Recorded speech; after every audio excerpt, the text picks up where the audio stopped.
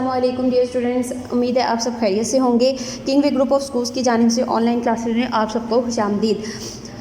تو آج ہم جماعت 5 کی کتاب اردو کے سبق نمبر 20 وادی سپر کو پڑھ رہے ہیں، جس میں آج ہم اس سبق کے درست جوابات کا انتخاب کرنے والا کوشچن حل کریں گے۔ تو ہم سٹارٹ کرتے ہیں اپنا پہلا سوال۔ درج ذیل میں سے کن دو لفظوں کے درمیان حروف عطف استعمال ہوا ہے؟ تو اس سبق کا آنسر لگانے سے پہلے ہم دیکھتے ہیں کہ حروف عطف ہے کیا۔ تو حروف عطف ہے دو لفظوں کو جوڑنے کے لیے استعمال ہونے والے حروف، جیسے واو اور حروف عطف ہیں۔ اگر آپ اس کی مثالیں دیکھیں تو ہے عزیز و اقارب، یعنی کہ عزیز ایک ورڈ تھا، واو کا ہم نے حروف عطف استعمال کیا اور اقارب دوسرا لفظ تھا۔ اسی طرح اس ڈیفینیشن کو ذہن میں رکھتے ہوئے ہم سوال نمبر 1 حل کرتے ہیں کہ درج جیسے کن دو لفظوں کے درمیان حروف عطف استعمال ہوا ہے۔ تو اس کی اگر آپ آپشن دیکھیں تو پہلا ہے واوا، پھر ہے بلند و بالا، پھر ہے مناظر پاکستان اور پھر ہے ای میل۔ تو ان میں سے کوئی بھی لفظ ایسا نہیں ہے، جیسے کہ اگر ای میل دیکھیں تو یہ دونوں ورڈز کے درمیان کوئی بھی نہ تو واو اور نہ ہی کوئی اور ورڈ یوز ہوا ہے۔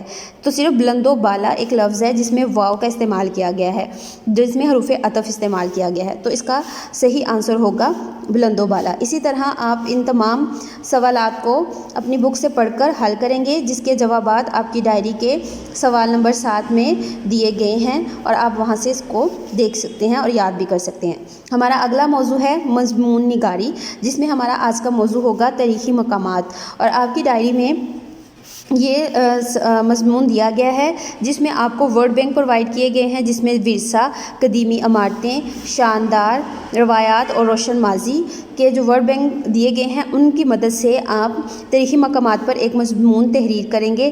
جیسے کہ پہلا ورڈ ہے ورثہ، اور پہلا آپ جملہ دیکھیں، تاریخی مقامات ہمارا ورثہ ہیں اور جو کہ قدیم نسلوں کی نشاندہی کرتے ہیں۔ اسی طرح ان تمام الفاظ کا استعمال کرتے ہوئے یہ ایک تاریخی مقامات پر ایک مضمون لکھا گیا ہے۔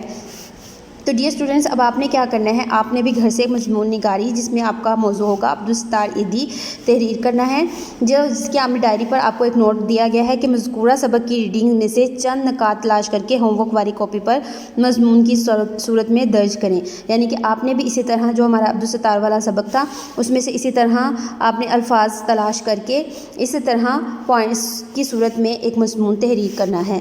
تو اسٹوڈنٹس، یہ تھا ہمارا آج کا کام جو ہم نے مکمل کیا۔ اب آپ نے اس کام کو اپنی نیٹ نوٹ بک پر تحریر کرنا ہے، اور اس کے ساتھ آپ نے اس کو یاد بھی کرنا ہے۔ شکریہ۔